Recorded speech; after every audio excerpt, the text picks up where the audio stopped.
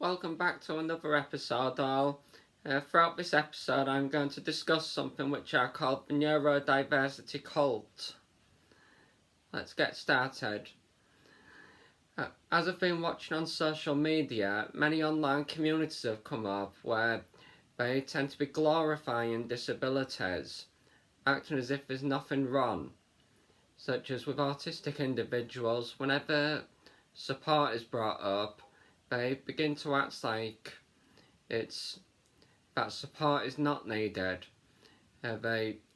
Such as at first, it was just autism awareness at first, then it became autism acceptance, but now it tends to be going beyond autism acceptance into more like glorifying it as if it's some kind of superpower. As I see people writing online, autism is a superpower and rather than a disability. The same with Down syndrome, ADHD, they all tend to be getting defined as superpowers, but really they are actually just differences. And this was not meant to be the direction the neurodiversity movement was going on. If you just allow me to read what Judy Sinner herself had to say. I quote, "My idea was based on a recognition that the autistic self-advocacy movement was shaping up to be the last great identity politics movement to emerge from the modernist era. I hoped it would follow in the footsteps of the women's and gay lesbian movements. What all these movements had in common was that their members were misunderstood, devalued and treated as second-class citizens at best, at worst vilified and abused. The women's and gay movements had changed the world, and now it was the turn of people on the autistic spectrum.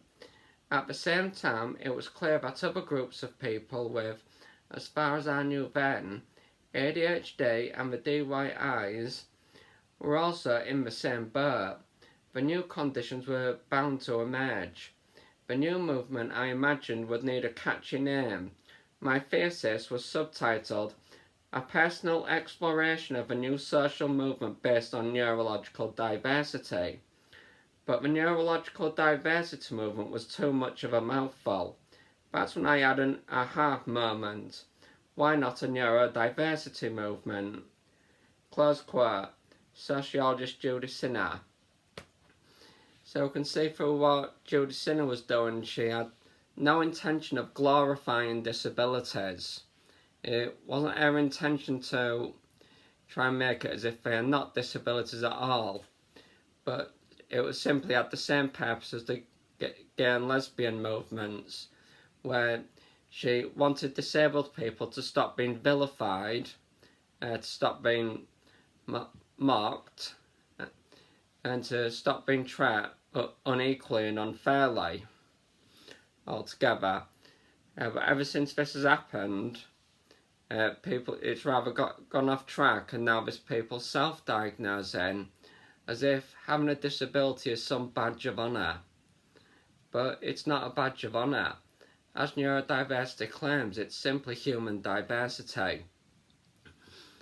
And this is causing many problems and divisions among the disabled community itself, as there is some disabled people who would actually like a cure to their disability, but there are just as many disabled people who don't want a cure.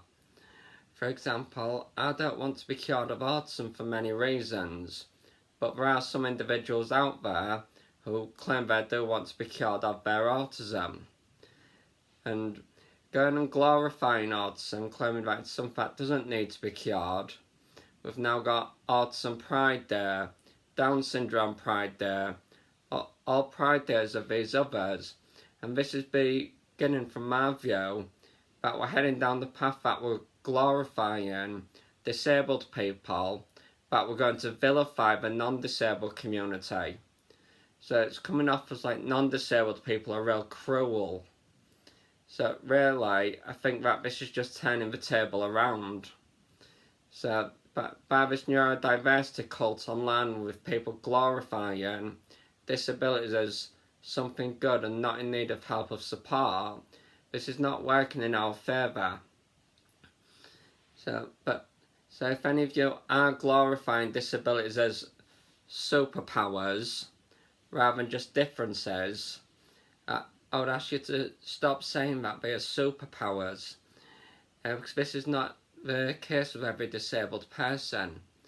Such if we take the stereotype of autistic people being like Albert Einstein, some kind of genius, there's many autistic people who are not like that, and parents have shared that when their autistic child who's not like that comes onto an autistic group and sees quotes of Einstein being autistic, they then feel divided and casted out. So it's like they're just causing another division and categorization. And then that autistic individual feels they don't belong to the autistic community. And they feel like, and they become so lonely and don't see any worth in themselves, see themselves as failures. So in this neurodiversity cult on social media platforms, we've got to stop pretending that disabled people don't need help and support. As disabled myself, I am a person who needs help and support. I don't go glorifying disabilities. But just as Judy Sinner was saying, they're to be accepted, and disabled people should be equally respected and treated with dignity. They should not be dehumanised and abused, as they have been so. So each time things like autism research come up, I would say autistic people do have legitimate reasons to protest, considering what's happened during the last century, such as with Nazism, where the Nazis tried to eliminate all autistic people, all people with intellectual disability. So there is legitimate reasons for them to try and glorify, but this is causing problems as well as trying to solve a problem of genocide. So first of all, we've got to stop calling them superpowers, pretending that it's something to celebrate when it's basically just human diversity. And now when it comes to something called the DSM system, the Diagnostic Statistical Manual of Mental Disorders, the 5th edition we're on now, this is where it's trying to make money out of you, where you've actually got the health services trying to glorify disabilities as well, such as what they're trying to do ever since the 1980s when the drug companies came in. They've been trying to sell you illnesses so they can sell you pills, to make you purchase psychiatric pills from the pharmacy. For example, if you reported yourself as depressed to a GP will look through the DSM-5, will find that you'll fit the criteria of a depression disorder, and they'll prescribe you antidepressants. Then you've got to purchase that from Big Pharma, and they've just made some money out of you when it was just general depression, which could have been resolved through things like counselling. Go in and report that you're very anxious, they'll assume that you've got an anxiety disorder. So in the DSM, it can potentially diagnose everyone with a disorder, one disorder or another, such as in 1952 there were approximately 60 to 80 disorders, but in 2013 when the 5th edition came out, it's now at 297 disorders. I'm afraid that evolution doesn't occur that quickly, so we can safely assume that a lot of disorders in the medical system are not actually legitimate disorders. What I'm able to see is that as social norms have changed, anyone who didn't fit into a social norm became defined as disordered, and they've got some medical disorder, but really it was just a difference. And this is where neurodiversity is able to refute pathology, such as it's been suggested that ADHD is not legitimately a disability. It's not a legitimate one, but is entirely based upon behaviour. Because such as with autism, for example, there is still no common denominator We can't do any kind of blood test, any brain scans that can help us directly diagnose autism. Before 1994, I wouldn't have been seen as someone autistic. So how is it that we could hand a piece of paper to someone, then suddenly I become disabled? So it shows that it is based on a list of social biases. The National Institution of Mental Health does not support the DSM 5th edition. They actually agree that it is invalid. So a lot of this glorifying, where we find autism charities, ADHD charities, and charities of all kind, Autism Speaks, where they do all these activities, they are actually doing it to make money out of you. You know, such as if you think of t-shirts, for example, with logos on, like the Neurodiversity logo, Autistic Pride, that way, that t-shirt will probably be more expensive than a plain t-shirt. So whoever produces that t-shirt has just made a profit. Then, say, when it comes to Autism Awareness Day, month or week, you find them like drawing little icons of the jigsaw piece from Autism Speaks. Then that might not have any effect right now, but in the long run, when these children become older, they might have an autistic child, then it'll remind them back to when they were younger, oh, I drew that jigsaw piece, Autism Speaks might help me. So then they've gone and caught you, and now those children are now donating towards Autism Speaks. So Autism Speaks has just made another profit out of people. So you'll find that nearly with all disabilities and disorders, not all of them are actually legitimate, but they are actually just capitalising on you. They are after your money. So if you're going to go into the medical system for concerning anything, make sure you actually check your situation first and say, do you actually need medical support?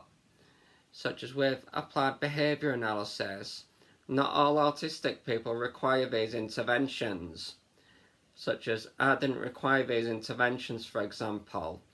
So, but these interventions, you do get charged for them. So, in the world of psychiatry, it's all about money now. So you have got to be cautious. So overall, to finish, please don't go glorifying disabilities as if they're some kind of superpower, because it's causing division among the disabled community, as some disabled people do want help and support. So just because the majority think it's good, that doesn't invalidate the minority's point of view. That's a logical fallacy. If there's someone who wants a cure to their disability, their viewpoint is equally valid. We can't go invalidate and ridicule their viewpoint of a cure just because we don't want a cure. So please, stop glorifying disabilities to make it as if disabled people are better. Otherwise it's just the disability community are now being the ableists, as if what disabled people can do is typically better and not equal. And as Judy Sinner pointed out when I quoted, the neurodiversity movement is more about equality and providing equity.